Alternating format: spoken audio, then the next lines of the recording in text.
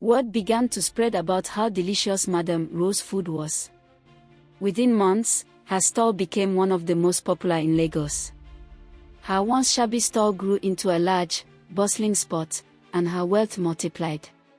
Little did they know what she does behind. Welcome back to my channel. Kindly please subscribe and give this video a thumbs up. Thanks. This story is titled Madame Rose, the jollof rice seller and the secret of her prosperity. Once upon a time, in the bustling heart of Lagos, there stood a famous food stall owned by Madame Rose.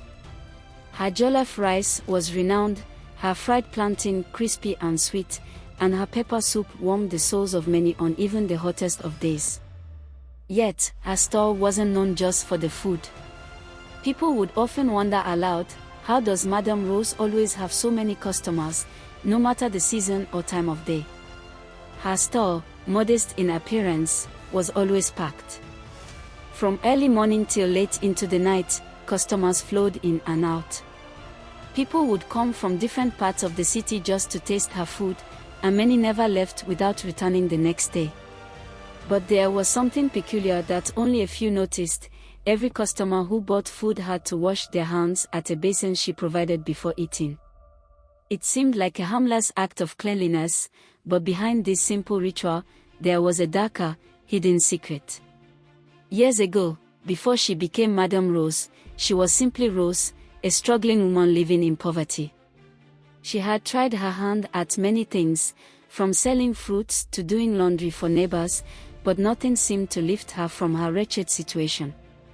Desperate for wealth and stability, she sought out a powerful spiritualist deep in the countryside.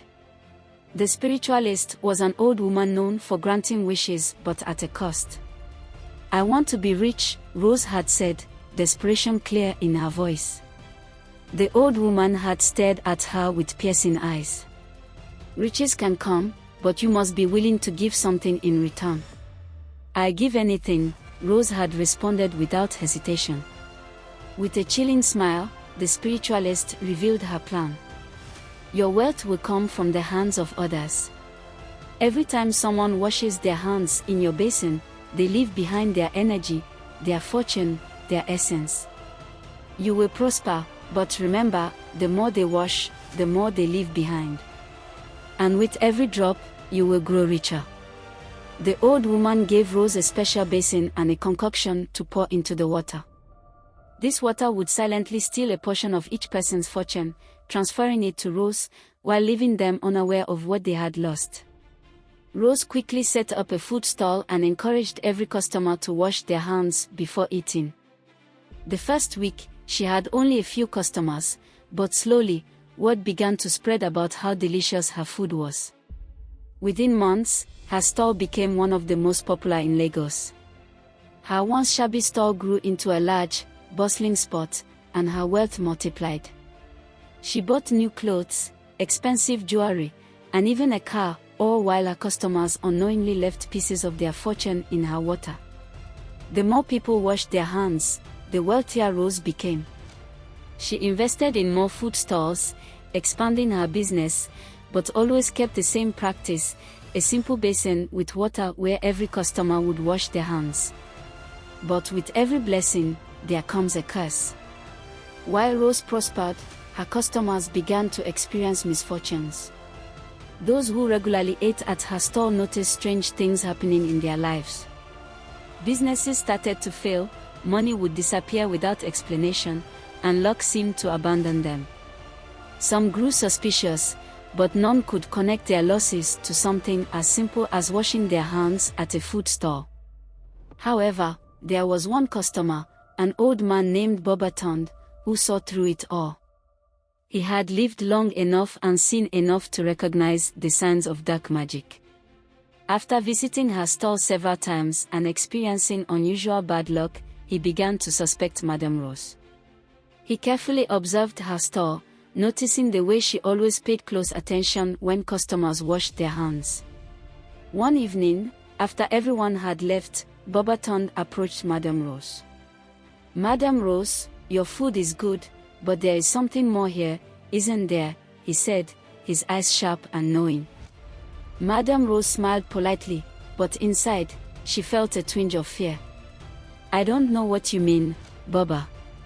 You may have fooled others, but not me," Baba Tund continued.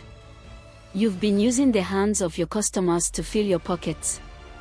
But beware, such wealth does not last forever." With that, Baba Tund walked away, leaving Rose shaken.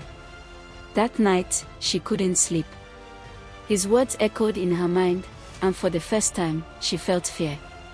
The next day, she noticed fewer customers at her store. As the days passed, her once thriving business began to dwindle. The water in her basin, once filled with the energy of her customers, now seemed stale and powerless. Desperate, Rose returned to the spiritualist, seeking help. But the old woman only laughed when she saw her. "Did you think such wealth would last forever? You took from others, and now it's time for the balance to be restored," she said. Madame Rose tried everything to regain her former glory, but it was too late. The charm had run its course.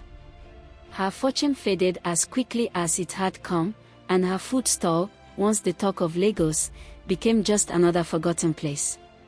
In the end, Madame Rose learned that wealth gained through dark means comes with a price, and that price is always paid in full.